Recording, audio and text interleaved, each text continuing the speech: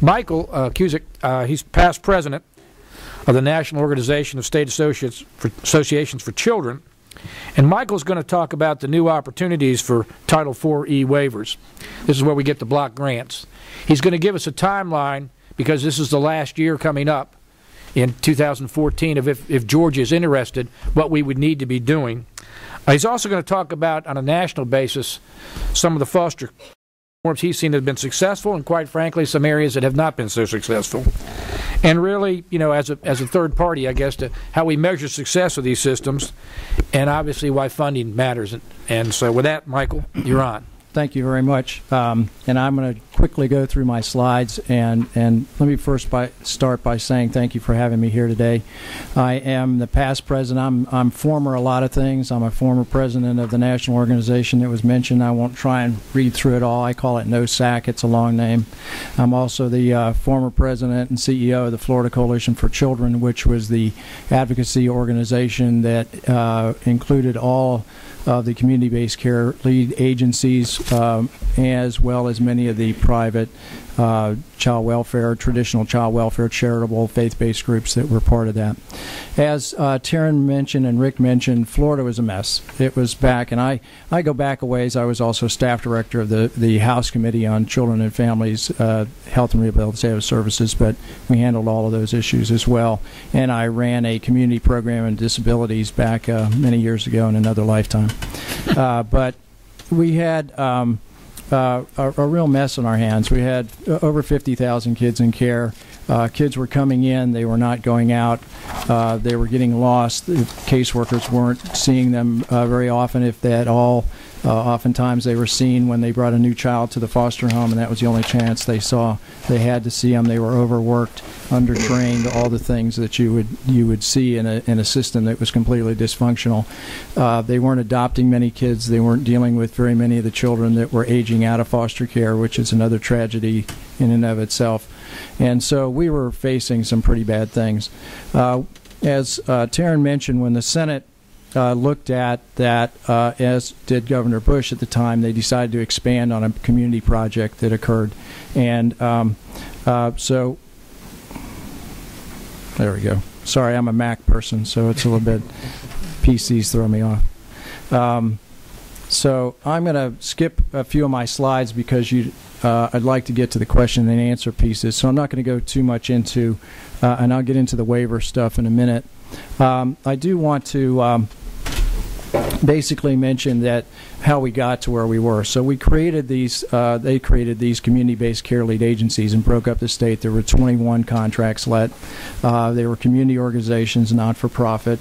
Many of them created by community existing charities coming together and creating a new entity, and some were created where that single entity decided to bid on the project. So it was a variety of projects out there, but that's how they came about, and they bid on the jobs. One of the things that was critical in that is that they got a fixed-based contract, so they didn't get any new money for new kids coming in. It was a fixed amount based on what was in the community at the time, and they had to operate everything that was going on. They had to take on all children that came into the system, and they had to provide all the required services. So it was even if it increased? Yes, sir.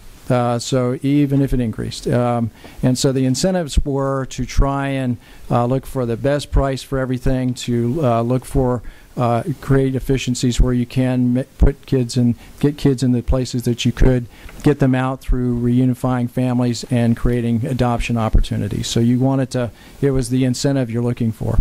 Shortly after that was created, the 4E waiver was applied for, and that waiver sort of mirrored some of those same concepts. 4E was in effect an entitlement. As you got more kids in, you got more money. The way the Florida waiver was signed, we took on all the risk. We said, we'll take the money that you have. We won't. We'll eliminate the entitlement nature of this, but we want to trade for flexibility. We want to have the ability to do that. And when I say that, there was some new money coming into this, but it was a fixed amount, so you couldn't benefit if you had more kids come in. And remember now, we had over 50,000 kids in care, so it was a fairly scary and high-risk venture. The feds approved the waiver, and it it contained, let's see if I can find my, it contained 4 basic goals in place, and they were that they wanted to see that you were achieving more permanency. You obviously were protecting child safety, that you were increasing well-being kinds of things, so mental health care and so on, and that you were reducing administrative costs. They allowed for us to spend funds differently than had been in the past. So in the past, this is an overgeneralization, I apologize, but it's sort of a bed and board in the past, and now you could spend it on other kinds of things, preventative in nature and so on. So Michael, the information that you all gave me, that I guess 52% of the money in Florida was going for keeping kids in foster care. Yes, sir. And only about, I think it was 5% was prevention and diversion programs. Yeah, very little at the time. I mean, it was minimal compared to keeping them in the system. And when you have so many kids coming in, I think the state workers, one thing I would like to say is that anybody that does that kind of work, that's an investigator or a case manager, they are unbelievable in my book, being able to take on these cases and do the work that they do. And they were doing it with very little help. So I don't want to leave any impression that I think that they were doing a bad job because they didn't care, which is exactly the opposite. So they allowed us to spend money on enhanced training, promote permanency, adoption, and so on, and also to prevent recidivism. You don't want to reunify a family or adopt a child out and then have them come back in. It required an evaluation. The University of South Florida was contracted as the entity that conducted the evaluation. You can get copies of those. I've provided the website link, and you can get copies of all the reports they've done since the beginning of the waiver on the whole system. But basically what they said was we met the goals, and that the community-based entities were, in fact, channeling funds to that front end of the system. This slide, I'm going to actually move on to another one, but this illustrates some of that shift that Taryn already talked about. This slide, I think, if you look at on the left side, this was prior to 2006, so prior to the waiver, and then on the right side, it's after the waiver. Essentially, they're serving more children, meaning you've got not only the kids that are being removed, but also the kids that are still in their families, but we're trying to prevent them from coming in. So you've seen a grand expansion of children being served totally.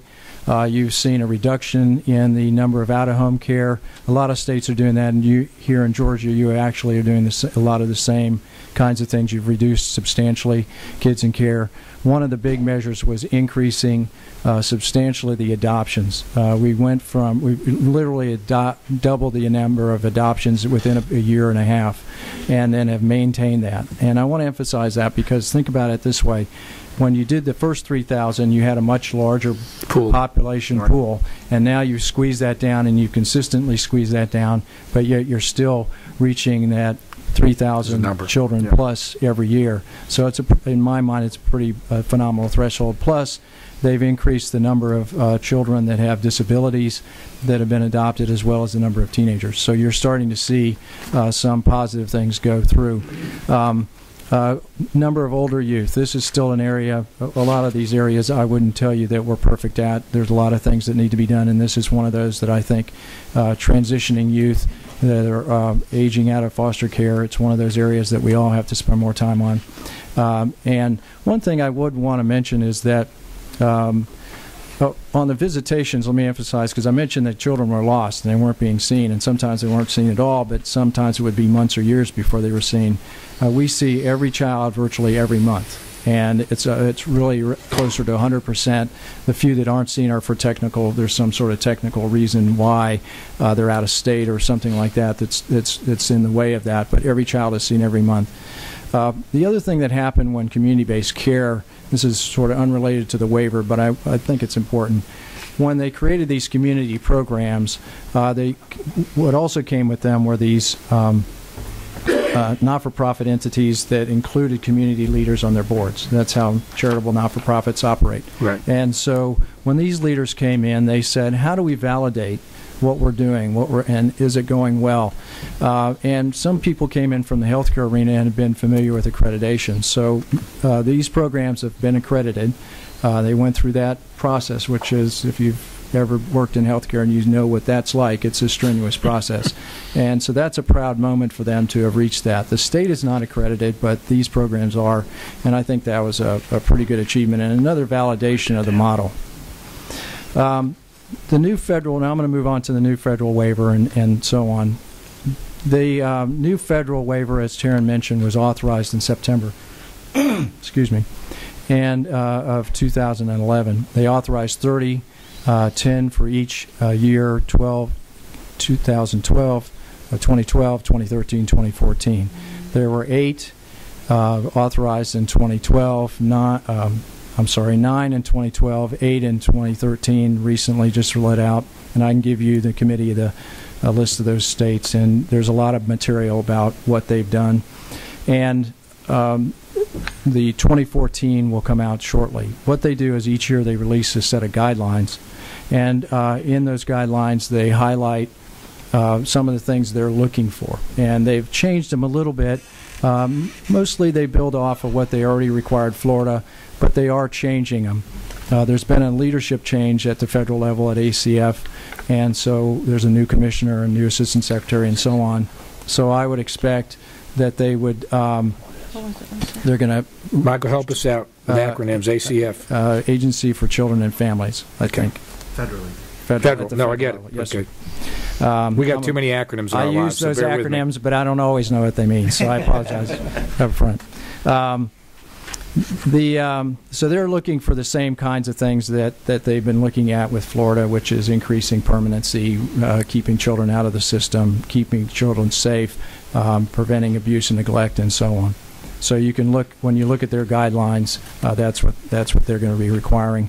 I'm not going to go through this slide, but they have listed some of the priorities that they look for when they look at, they're weighing one state against another. These are the kinds of things that we want to do, and all of these are public documents that I'll present to the I'll give to the committee. Do people like you assist states in writing for applying for these waivers?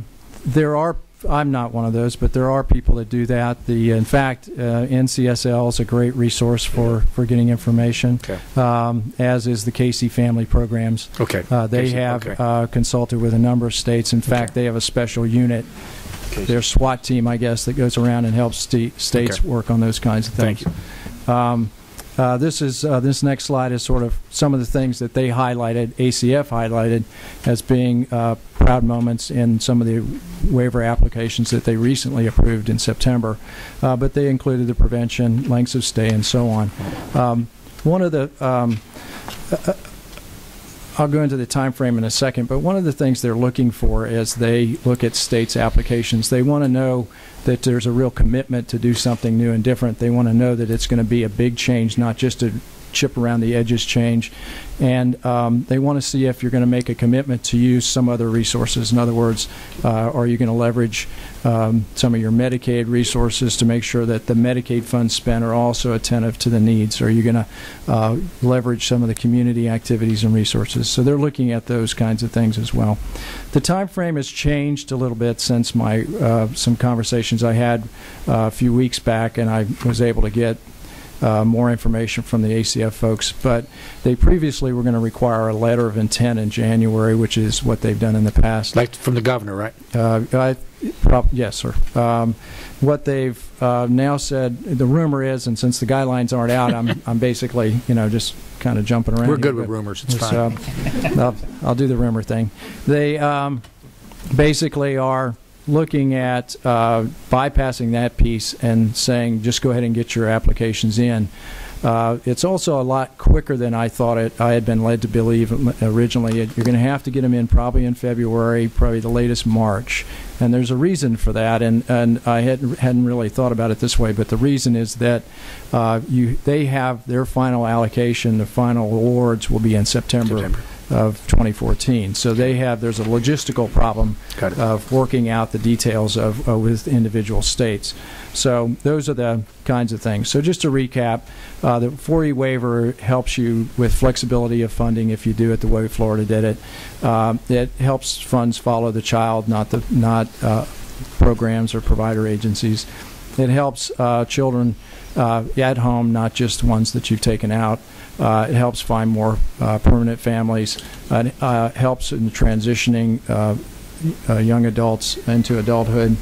And it focuses more on well-being, which is one of those things that's hard to define, but we all know sort of what it means. It means better education. It means better opportunities in education. It means better mental health care. It means helping families with substance abuse. All of the things that we know will make the system better. So with that, I apologize for taking so long, but no, you did fine. Thank you very much.